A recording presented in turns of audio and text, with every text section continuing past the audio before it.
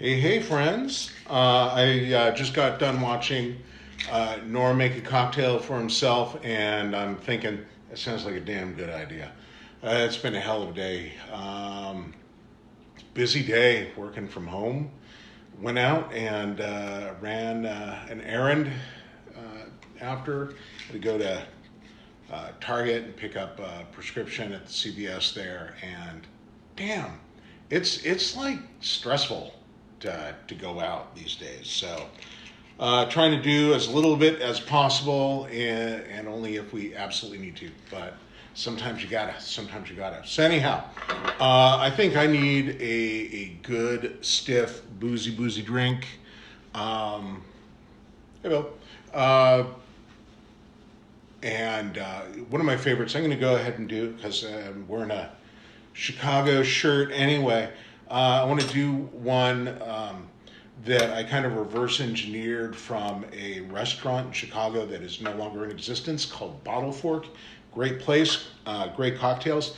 They had one called For the Allocation, which is incredibly booze forward and is in the tradition of that kind of Chicago, very booze forward attitude that Mim doesn't like. Strangely enough, we differ on this, right? All right. So their original one. Actually, I don't even want to say their original one. The recipe calls for bourbon, but even before they started making it with bourbon, they were making it with rye. I do like it with bourbon, but it's really weird. Like the bourbon, if you're going to make it with it, needs to not be too good.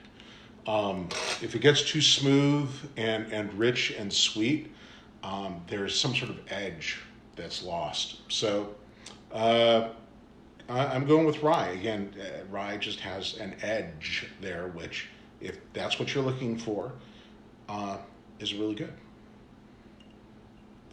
I don't personally like rye in, say, my old fashions, but that's me. So a couple ounces of the rye to start us off, and then half an ounce of Genepi des Alpes, which is basically you can think of it as almost like really high quality green chartreuse. So you can totally use green chartreuse for this. I've substituted that out. I'm going to go with half an ounce of this.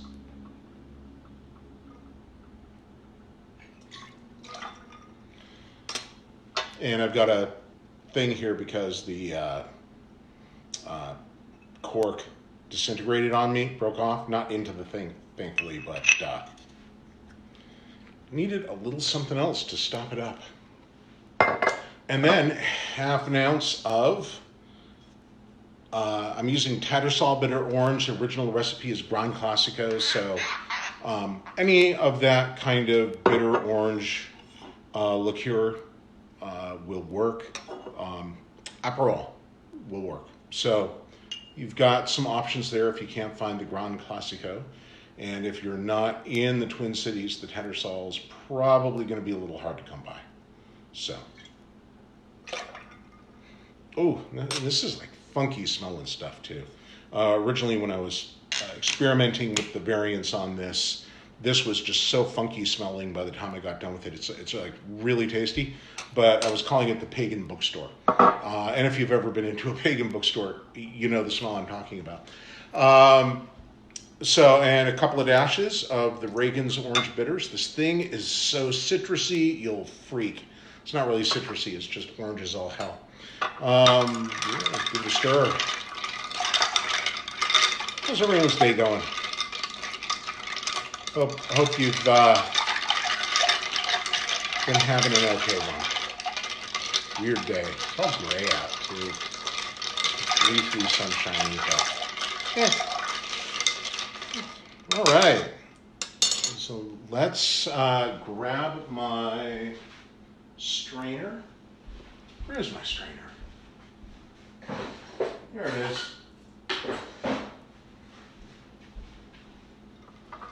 the strainer, and I'm gonna get an ice cube and do the walking in and out of frame that amuses Mim so much.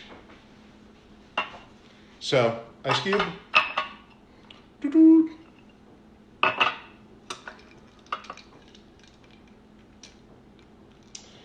Ah, that looks good. That looks good. And this is rather strong.